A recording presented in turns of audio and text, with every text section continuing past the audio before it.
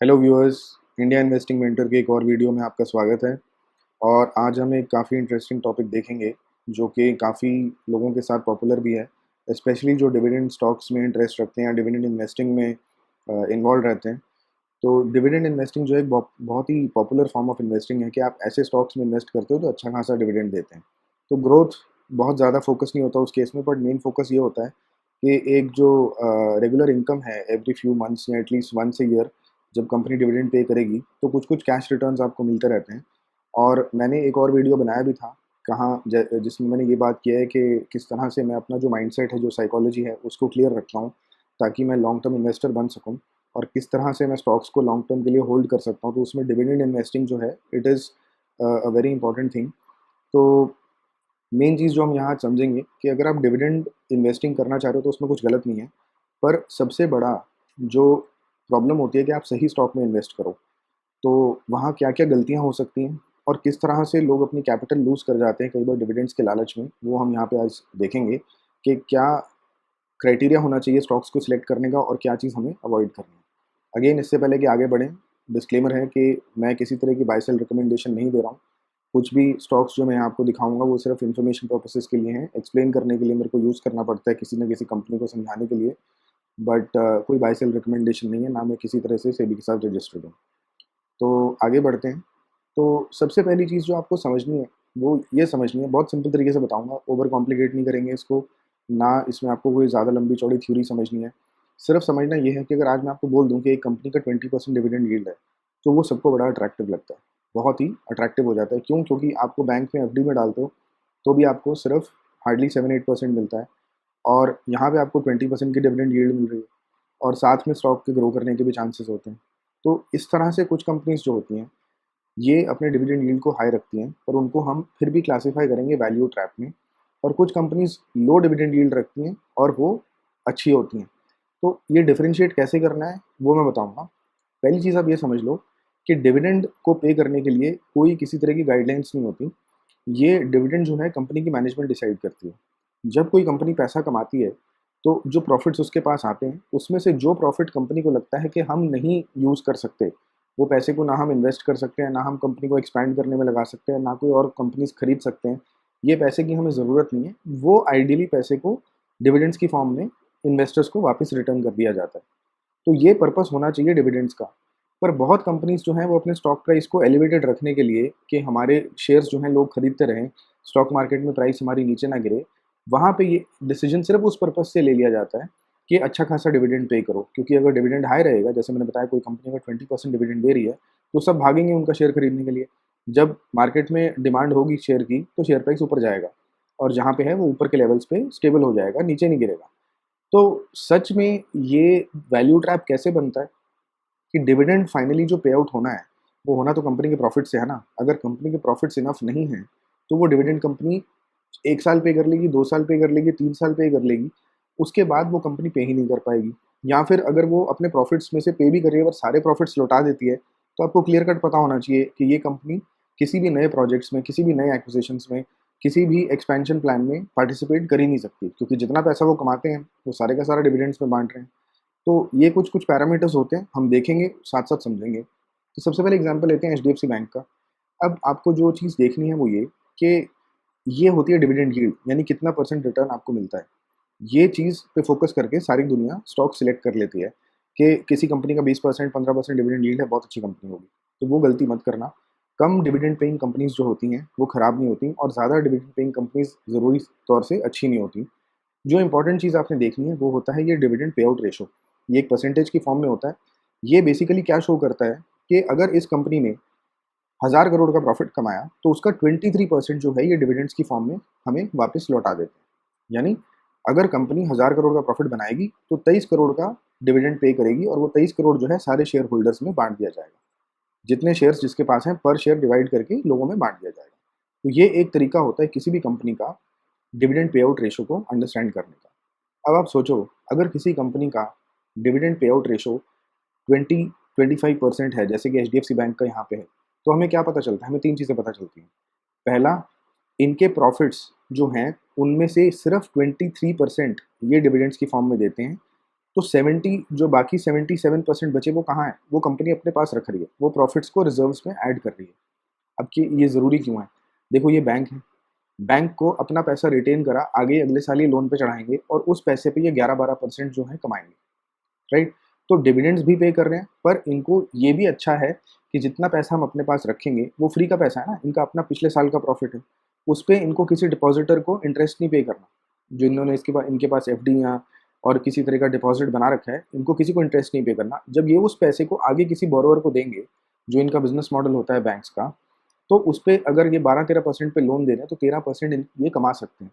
यानी ये बैंक, ये कंपनी जितना पैसा कमाती है, उस पैसे को ये रीइन्वेस्ट कर सकती है अपने ही बिज़नेस में। तो इनको पे करने की ज़रूरत नहीं है। अगर ऐसी कोई कंपनी हो जिसके पास सपोज़ करो मैन्युफैक्चरिंग प्लांट है पर और उसके प्रोडक्ट की डिमांड ही नहीं है, वो सारा पैसा वापस रिटर्न कर रही है तो समझ में आता है। पर बैंक्स के केस में आपको समझना चाहिए कि इनका बिज़नेस ही ये होता है कि ये पैसे को लेंड करते हैं। अगर ये पैसा कमा रहे हैं तो पिछले साल जो इन्होंने पैसा कमाया उसको ये अगले साल आगे लेंड कर सकते हैं ना। तो ये एक healthy dividend pay out ratio होती है।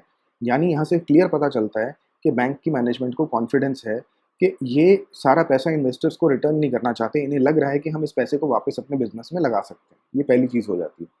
दूसरा, जब ये रेशो कम होती है तो आपको एक चीज़ और समझनी है कि अगर इस बैंक के प्रॉफिट्स कल आधे रह गए, किसी वजह से अगले साल इनके प्रॉफिट्स हाफ रह जाते हैं, तो सेम डिविडेंड पे करने के लिए भी इनकी ये रेशो सिर्फ 46% हो जाएगी। मैं कह रहा हूँ हाफ हो गए प्रॉफिट्स, ग्रो करने की जगह प्रॉफिट्स हाफ हो गए और ये सेम डिविडेंड पे आउट देना चाहते हैं।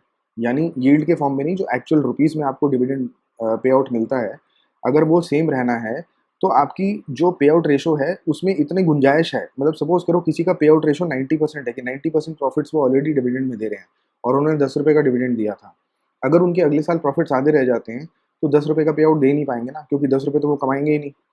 तो यहाँ पे ये अपनी कमाई का इतना छोटा पोर्शन ऑलरेडी डिविडेंड में दे रहे हैं कि कल कमाई थोड़ी ऊपर नीचे भी हो जाती है तो भी जो डिविडेंड पे आउट है वो ये कंपनी मेंटेन कर पाएगी। तो ये दूसरी चीज़ हमें पता चल जाती है। और तीसरी चीज़ हमें क्या पता चलती है कि जब ये पे आउट रेशो रहने वाला है तो over a period of time इस कंपनी के रिजर्व्स बढ़ते जाएंगे। क्योंकि देखो आपने नेट प्रॉफिट कमाया, अब वो प्रॉफिट या तो आपके पास पड़ा रहेगा या फिर आप उसको शेयर होल्डर्स को वापस लौटा दोगे। एक चीज़ जो समझने की होती है, आप शेयर्स में जब इन्वेस्ट करते हो तो पहले आप 1500 रुपये दे के 1600 रुपये दे के इसके शेयर्स खरीद रहे हो, करेक्ट? ये आपका पहला इन्वेस्टमेंट होता है। अब डिविडेंड तो एक एडिशनल कमाई है जो आपकी होती है, पर सबसे पहले आप ये 1600 रुपये तो नहीं गंवाना चाहते ना। अब सपोज करो कि किसी कंपनी ने 10 साल भारी तरीके से डिविडेंड देती गई, यानी जो पैसा कमा रहे थे उसका पे आउट रेशो 90% था मान लो, वो 90% पैसा शेयर होल्डर को वापस दिए जा रही थी, दिए जा रही थी, दिए जा रही थी। अब 10 साल बाद हो गया कोई फाइनेंशियल क्राइसिस। उस क्राइसिस के वक़्त उनको लिक्विडिटी क्रंच है, उनको पैसे की ज़रूरत है। पर जो पैसा आपने अपनी रिज़र्व्स में नहीं रखा, आपने लौटा दिया, आपने डिविडेंड की फॉर्म में पे आउट कर दिया, अब वो वापस तो नहीं आ सकता ना। जिसको आपने डिविडेंड पे आउट किया उन्होंने तो अपना खर्च के, किसी ने अपना सामान खरीद लिया, किसी ने अपना ईएमआई पे कर दी। आप पब्लिक से वो पैसा वापस नहीं ला सकते। आपके जो इन्वेस्टर्स थे, आपने एक बार उनको पैसा दे दिया, तो वो पैसा कंपनी में वापस नहीं आ सकता है। तो जो कंपनीज़ का डिविडेंड पे आउट रेशो कम रहता है, इसका मतलब क्या है कि 77% पैसा इसी कंपनी में रिटेन हो रहा है। तो इनकी जो रिज़र्व्स हैं, ये जो ₹519 की बुक वैल्यू बनी, ये एक दिन में नहीं बनी है। ये सालों के प्रॉफिट्स हैं जो जमा हो के इस इतने बराबर बन गए कि पर शेयर कंपनी के पास ₹519 की बुक वैल्यू यानी कि सरप्लस या रिज़र्व्स बन चुकी हैं। तो ये जो प्रोसेस होता है, इसमें क्या बेनिफिट रहता है कि कल को कोई क्राइसिस हो जाए, कल को कोई इमरजेंसी आ जाए, ये कंपनी जो है उस मुश्किल टाइम में भी सर्वाइव कर जाएगी। क्यों? क्योंकि इन्होंने सालों के जो प्रॉफिट्स हैं उनको बचा के अपने पास रखा हुआ है। अगर ये बांट देते वो सारे प्रॉफिट्स जनता को वापस, तो मुश्किल टाइम में इनको नया पैसा रेज करना पड़ता। और जब फाइनेंशियल क्राइसिस होता है तो कहाँ से लाओगे पैसा? आपको कोई बोरो करने को तैयार, आपको कोई लेंड करने को तैयार नहीं होगा। ना लोगों के पास पैसा होता है, ना इंस्टीट्यूशंस के पास पैसा होता है, ना सरकार के पास पैसा होता है। तो आप ट्रबल में जाते हो। तो ये 3 चीज़ें आपको बहुत ध्यान से समझनी है कि पे आउट रेशो रीज़नेबल है। मतलब अगर यहाँ यील्ड 15% होता और पे आउट रेशो मुझे 23% दिखता, मैं बहुत खुशी से कहता कि ये ज़बरदस्त कंपनी है। जो कंपनी 15% का डिविडेंड यील्ड दे पा रही है, पर उसके अपने जो प्रॉफिट्स हैं उसमें से सिर्फ 23, 25 इवन 30% तक वो यूज़ कर रही है, वहाँ बहुत अच्छी बात है। पर अगर कोई कंपनी सिर्फ अपने यील्ड को बढ़ाने के लिए कि लोग अट्रैक्ट हमारे शेयर प्राइस को अट्रैक्टिव मान के खरीदते रहें ताकि हमारा शेयर जो है ऊपर बढ़ता रहे, वो अगर आप कर रहे हो तो वो बन जाते हैं वैल्यू ट्रैप्स। तो मैं आपको कुछ वैल्यू ट्रैप्स जो मेरी नज़र में, अगेन ये मेरा ओपिनियन है, मैं किसी पे और किसी के साथ यहाँ मतलब ये नहीं कह रहा कि ये सच में कंपनीज खराब हैं या अच्छी हैं, मेरा कोई रिकमेंडेशन नहीं है, मैं सिर्फ आपको ये बता रहा हूँ मुझे क्यों लगता है कि ये वैल्यू ट्रैप्स हैं। अब आप यहाँ पे वेदांता देखो, वेदांता लिमिटेड जो है ये स्टील की मैन्युफैक्चरिंग कंपनी है। अब आप यहाँ पे देखो इनका डिविडेंड यील्ड कितना है, 43.5%। डिविडेंड यील्ड 43.5% का मतलब आप समझ सकते हो कि इनका शेयर प्राइस 233 रुपये का है, और एक साल में ये कंपनी आपको ऑलमोस्ट 40% इसका निकाल लो, 80 रुपीज़ का डिविडेंड पे आउट कर, 80-90 रुपीज़ का डिविडेंड पे आउट कर देती है। तो ऐसा शेयर आपने कभी देखा है मार्केट में जो इतना ज़्यादा डिविडेंड पे आउट दे? अगर इसको मैं सिर्फ देख के चलूँ तो हाँ, ये सबसे ज़बरदस्त कंपनी होगी दुनिया की, क्योंकि ऐसा इन्वेस्टमेंट आप सोचो जो 40% से ज़्यादा रिटर्न हर साल आपको देने लग जाए, ऐसा आपको कंपनी नहीं मिलेगी। पर अब थोड़ा सा नीचे जाते हैं, पे आउट रेशो को देखो। पे आउट रेशो का क्या मतलब है कि कितने प्रॉफिट्स में से कितना परसेंट ये आपको पे कर रहे हैं। अब ये 100% से ऊपर है भाई, यानी इनका प्रॉफिट अगर 1000 करोड़ है तो ये 3000 करोड़ का डिविडेंड दे रहे हैं। अब वो पैसा आ कहाँ से रहा है? आपने तो 1000 करोड़ कमाया इस साल में, पर आप 3000 करोड़ का डिविडेंड दे रहे हो। इतना ज़्यादा डिविडेंड आप कहाँ से दे पा रहे हो? जो आपने पिछले सालों में पैसा जमा किया था वो सारे का सारा आपने पे आउट कर दिया, यानी कंपनी को आप खोखला कर रहे हो। ये जो बुक वैल्यू है इसको आप गिराए जा रहे हो। ये बुक वैल्यू इनकी over a period of time, जब से इन्होंने इतना हाई डिविडेंड देना शुरू किया है, ये रिड्यूस होती जा रही है। तो हम ऐसी कंपनीज चाहते हैं जहां बुक वैल्यू इंक्रीज हो, ऐसी कंपनीज नहीं चाहते जहां बुक वैल्यू ही खत्म कर दे कंपनी, क्योंकि वो सारा पैसा शेयर होल्डर्स को लौटा रही है। तो अब यहाँ पे आप नीचे जाके देखोगे, अगर इसका P&L स्टेटमेंट अगर हम देखते हैं तो आपको यहाँ साफ साफ दिखाई देगा, अगर मैं 2023 को देखूँ, कि इनके पास नेट प्रॉफिट 14,000 करोड़ का था। अब क्या कंपनी का प्रॉफिट कम है? नहीं, प्रॉफिट अच्छा खासा है, पर उसका 3 गुना ये वापस लौटा रहे हैं। 3 गुना पैसा वापस लौटाने का मतलब क्या है? ये सस्टेनेबल कंपनी है क्या? नहीं। अगर आप इसका थोड़ा सा बैकग्राउंड स्टडी करोगे, मैं बहुत ज़्यादा डिटेल्स में नहीं जाऊँगा, तो इसकी जो पेरेंट कंपनी है उनके ऊपर मैसिव कर्जे हैं, उनको वो कर्जा जो है चुकाना है। तो वो क्या कर रहे हैं कि जितनी उनकी ये चाइल्ड कंपनीज हैं, जैसे वेदांता स्टील हो गया, इनके पास जितना पैसा है वो कैसे निकालेंगे पैसा? इस कंपनी को बेच नहीं पा रहे, वो कुछ नहीं कर पा रहे, तो क्या करेंगे वो कह रहे हैं कि हमारी जो चाइल्ड कंपनीज हैं वो सारे का सारा अपनी जो रिजर्व्स हैं वो हमें डिविडेंड की फॉर्म में दे दें। तो जिसने शेयर्स खरीद रखे हैं इस टाइम में, उनका तो बहुत फ़ायदा हो गया, उनको 40-40% का डिविडेंड मिल गया। पर अगर कोई नया इन्वेस्टर इस कंपनी में घुसना चाहता है, तो ये कंपनी अंदर से अब खोखली हो चुकी है। यानी जो प्रॉफिट्स इन्होंने सालों-साल में ऐड किए थे, वो सारे के सारे इन्होंने वापस पे कर दिए हैं। अगर आप यहाँ पे ग्राफ में जाओगे और प्राइस टू बुक रेशियो का भी आई थिंक यहाँ होता है चार्ट, तो ये प्राइस टू बुक वैल्यू है इसकी। अब आप यहाँ पे देखो कि इसकी प्राइस पहले देखते हैं, प्राइस नीचे गिर रही है। प्राइस इस कंपनी की अगर देख रहे हो आप, नीचे गिर रही है, और प्राइस टू बुक जो है वो आप देख रहे हो कि ऊपर जा रही है। इसका मतलब क्या है कि ये बुक वैल्यू को रिड्यूस करते जा रहे हैं। यहाँ पे बुक वैल्यू गिराई जा रही जाए बार बार गिराई जा रही है। क्यों गिराई जा रही है? क्योंकि यहाँ पे जितना भी कंपनी ने रिजर्व्स बनाई हैं, उन सारी रिजर्व्स को डिविडेंड्स की फॉर्म में बाहर निकाला जा रहा है। इसी तरह से एक और कंपनी देखते हैं, हिंदुस्तान जिंक। अब यहाँ पे भी अगर आप देखोगे ध्यान से, तो आपको दिखेगा 24% का डिविडेंड यील्ड। 24% का डिविडेंड यील्ड तो ठीक है, मैंने पहले भी बताया हाई डिविडेंड यील्ड अच्छी बात है, हमें रिटर्न हाई मिल रहा है, पर किस कॉस्ट पे? डिविडेंड पे आउट 303% है। जितना आप पूरे साल में कमा रहे हो, उससे 3 गुना पैसा आप वापस लौटा रहे हो अपने इन्वेस्टर्स को। कहाँ से आ रहा है ये पैसा? आप यहाँ पे अपनी रिजर्व्स को खत्म कर रहे हो, बुक वैल्यू को खत्म कर रहे हो। तो किसी का कई बार ये सवाल आता है कि बुक वैल्यू नेगेटिव कैसे हो जाती है? अगर किसी के दिमाग में ये डाउट होता है, ऐसे बुक वैल्यू नेगेटिव हो जाती है, क्योंकि सपोज करो मैंने कंपनी खोली, 10,000 करोड़ मेरे अपने थे रिजर्व्स में, और 10,000 करोड़ का मैंने लोन ले रखा था, तो मेरे पास टोटल 20,000 करोड़ था ना। अगर मैं अब सारी बुक वैल्यू डिविडेंड्स की फॉर्म में वापस दे देता हूँ, और फिर लोन वाले पैसे में से भी मैं डिविडेंड्स पे करने शुरू कर देता हूँ, तो मेरी बुक वैल्यू नेगेटिव हो जाएगी कि नहीं? क्योंकि अब आपके पास अपनी रिजर्व्स कुछ बची ही नहीं ना, आपकी बुक वैल्यू नेगेटिव में जानी शुरू हो जाएगी, क्योंकि अब आपने ओवर पे कर दिया। तो यहाँ पे आपको इस चीज़ को समझना है, अंडरस्टैंड करना है कि डिविडेंड यील्ड हाई होना अच्छी बात है, पर तभी जब ये सस्टेनेबल हो, जब ये पे आउट रेशियो इतनी ज़्यादा रहेगी कि जो कंपनी कमा रही है उससे 3 गुना ज़्यादा आप डिविडेंड्स पे कर रहे हो, तो इसका मतलब कंपनी में किसी तरह की जो है डेस्परेशन है, कुछ ना कुछ और चल रहा है। इस कंपनी से सारा पैसा निकाल के इसको खाली किया जा रहा है, और ये शॉर्ट टर्म में भी हो सकता है, लॉन्ग टर्म में भी हो सकता है, वो केस टू केस बेसिस पे स्टडी करना पड़ता है। मुझे यहाँ पे रीज़न जो पता था वेदांता का, वो मैंने आपके साथ शेयर कर दिया। अब यहाँ पे अगर हम नीचे चलते हैं और इनके प्रमोटर्स को देखते हैं यहाँ पे, तो अगेन आपको दिखेगा वेदांता लिमिटेड। तो जो पेरेंट कंपनी है वो जब प्रेशर में होती है, उनको पैसे की ज़रूरत है, तो वो अपनी चाइल्ड कंपनी से निकाल रही है। तो हिंदुस्तान जिंक जो है वो वेदांता लिमिटेड उसको होल्ड करती है।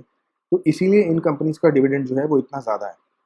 और अभी जिसने इतने टाइम में शेयर्स को होल्ड करके रखा है उनको ठीक ठाक रिटर्न मिल गया, क्योंकि उनको अगर शेयर प्राइस एप्रिसिएशन नहीं मिली तो एटलीस्ट उनको जो डिविडेंड्स हैं उनका रिटर्न मिल गया। पर मेरा मतलब कहना ये, अब ऐसा नहीं कि कंपनीज बेकार हैं, क्योंकि इनकी वैल्यूएशन अगर आप देखोगे तो प्रॉफिट्स ये कंपनी अब भी बना रही है। ऐसा नहीं कि इन कंपनी के प्रॉफिट्स जो हैं वो ग्रो नहीं कर रहे, तो कंपनी के ऑपरेशंस में प्रॉब्लम नहीं है। पर कंपनी की जो पेरेंट कंपनी है वो सारे पैसे यहाँ से निकाल रही है। तो अगर अब किसी नए इन्वेस्टर को इन कंपनीज में घुसना है तो उसको ध्यान से ये चेक करना चाहिए कि ये डिविडेंड ट्रैप तो डेफिनेटली बनेगा, क्योंकि एक बात तो पक्की है कि अब इन्होंने अपनी बुक वैल्यूज ऑलमोस्ट एग्जॉस्ट कर ली है। इसकी बुक वैल्यू देखो कितनी बची है, सिर्फ 30 रुपीज़ बची है। इसकी बुक वैल्यू देखो कितनी बची है, इसकी बुक वैल्यू 106 रुपये बची है।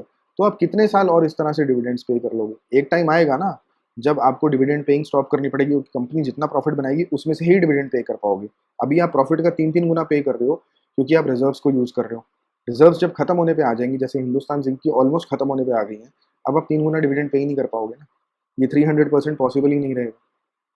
तो यहाँ से आपको समझना है कि अगर आप सिर्फ डिविडेंड का परसेंटेज देख के इन्वेस्टमेंट कर दो यहाँ पे और प्राइस को चेक ही ना करो, आपको लगे यार कोई फ़र्क नहीं पड़ता, 315 रुपये मुझे चेक करने की ज़रूरत नहीं है। जब कंपनी 24% डिविडेंड दे रही है, मतलब मुझे इसका 1/4 जो है 70-75 रुपीज़ का डिविडेंड हर साल मिलता रहेगा, तो नहीं मिलता रहेगा। ये वैल्यू ट्रैप इसीलिए बन जाएगा क्योंकि 75 रुपीज़ आप सोच के बैठोगे आपको डिविडेंड मिलता रहेगा, वो नहीं मिलेगा। कंपनी के पास पैसे खत्म होने वाले हैं। जब ये पैसे खत्म होने वाले होते हैं तो ये जो डिविडेंड पे आउट होती है ये सस्टेनेबल नहीं होती।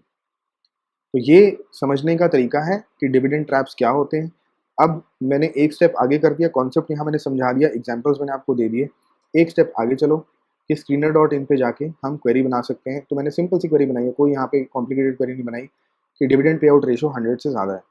आइडली तो यहाँ पे आप 90-80 भी डाल सकते हो, क्योंकि जो 80% से ज़्यादा भी डिविडेंड पे आउट कर रही है कंपनी, वो बहुत मेच्योर कंपनी होनी चाहिए। देखो बहुत मेच्योर कंपनी होती है ना, जैसे नेस्ले हो गई या ऐसी कंपनी होगी जिसने इतनी बड़ी बन चुकी है कि उसमें ग्रोथ का कोई स्कोप ही नहीं है, राइट? हिंदुस्तान यूनिलीवर हो गई, उन्हें पता है कि हम कितना ग्रो कर लेंगे, ऑलरेडी हम इतने बड़े बन चुके हैं कि हम 80% भी डिविडेंड अपना जो प्रॉफिट्स हैं वो डिविडेंड में पे कर सकते हैं।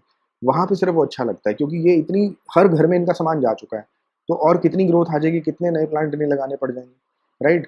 तो वो कंपनीज में डिविडेंड पे आउट रेशो अगर 80-90% तक पहुंच जाए, वहाँ पे समझ आता है। पर जो आपकी ऐसी कंपनीज है जिसमें ग्रोथ पॉसिबल है, वो कंपनीज अगर 100% के पास डिविडेंड पे आउट दे रही है, पहले आपको वहाँ चेक करना चाहिए क्यों इस कंपनी की मैनेजमेंट को कॉन्फिडेंस नहीं है कि ये पैसा अगर अपने पास रखेंगे तो ये एक्सपैंड कर सकते हैं। दूसरी बात, अगर 100 से ऊपर है तो फिर तो वैसी गड़बड़ है कि आप जितना प्रॉफिट नहीं कमा रहे हो उससे ज़्यादा आप डिविडेंड क्यों दे रहे हो।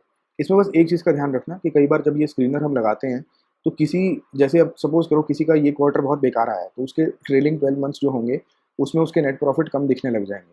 तो अगर company already 80% dividend pay out कर रही थी तो हो सकता है वो 100 से ऊपर चले जाए सिर्फ क्योंकि इस क्वार्टर के रिजल्ट्स खराब आए। तो वो ध्यान में रखना कि ये कोई एक वन टाइम केस नहीं होना चाहिए कि इस वक्त प्रॉफिट्स गिरे हुए हैं, इस वजह से डिविडेंड पे आउट जो है 100% से ऊपर हो गया, नहीं तो वो 80% से नीचे, 70% से नीचे रहता है। पर यहाँ पे आप देखोगे ये सारी की सारी कंपनीज लिस्ट होके आ गई। बड़ा सिंपल सा मैंने यहाँ पे लॉजिक लगाया था। तो ऐसी कंपनीज में इन्वेस्ट करने से पहले अगर आपका इन्वेस्टमेंट का रीज़न कुछ और है कि आपने वैल्यूएशन करी कंपनी की, आपने उसका बिजनेस मॉडल स्टडी किया, या आपने उसकी मैनेजमेंट स्टडी की, या आपको उनका कोई फ्यूचर ग्रोथ का या फ्यूचर प्रोजेक्ट का या फ्यूचर बिजनेस का आपको उनका स्कोप दिख रहा है, वो सब अलग चीज़ है। पर अगर आपकी यहाँ पे जो डिसीजन मेकिंग है वो सिर्फ डिविडेंड को लेके थी कि डिविडेंड पेइंग स्टॉक है इसलिए मैं इन्वेस्ट करूँ यहाँ पे, तो डेफिनेटली डिविडेंड पेइंग रेशो को, ये पे आउट रेशो को ज़रूर चेक करो। क्योंकि अगर आप ये सोच के चल रहे हो किसी कंपनी का 4% का डिविडेंड यील्ड है तो चलो अच्छा है, मेरे को अच्छा खासा डिविडेंड मिलता रहेगा, पर पे आउट रेशो 100 से ऊपर है, तो आपको समझ जाना चाहिए कि वो डिविडेंड सस्टेनेबल नहीं है। आज तो कंपनी 4% यील्ड दे रही है, कल वो 0% पे या 0.5% पे चली जाएगी। तो अगर वो आपका बेसिस ऑफ इन्वेस्टमेंट है, वो गलत हो जाएगा। वहाँ आप जो रिटर्न एक्सपेक्ट करो आपको नहीं मिलेगा। तो यहाँ पे सिंपल वीडियो था पर बहुत ज़रूरी वीडियो था। कॉन्सेप्ट अगर समझ आ गया तो मेरा मैसेज आप तक पहुँच चुका है। कोई डाउट्स हैं, कन्फ्यूजन है तो कमेंट्स में लिखो, मैं आंसर कर दूँगा। और एज़ यूजुअल वीडियो को अपने फ्रेंड्स, फैमिली सबके साथ शेयर करें ताकि और लोग भी इस इन्फॉर्मेशन का फ़ायदा उठा सकें। और चैनल को ग्रो करने में जैसे आप अभी तक हेल्प कर रहे हैं, प्लीज़ कंटिन्यू करें। सब्सक्राइब नहीं किया है तो प्लीज़ सब्सक्राइब ज़रूर कर लो चैनल को। तो आई होप ये वीडियो आपको अच्छा लगा होगा, और अगर अच्छा लगा है तो लाइक ज़रूर करना, कमेंट ज़रूर करो, सब्सक्राइब करो चैनल को, और आपसे मिलेंगे नेक्स्ट वीडियो में। Thank you.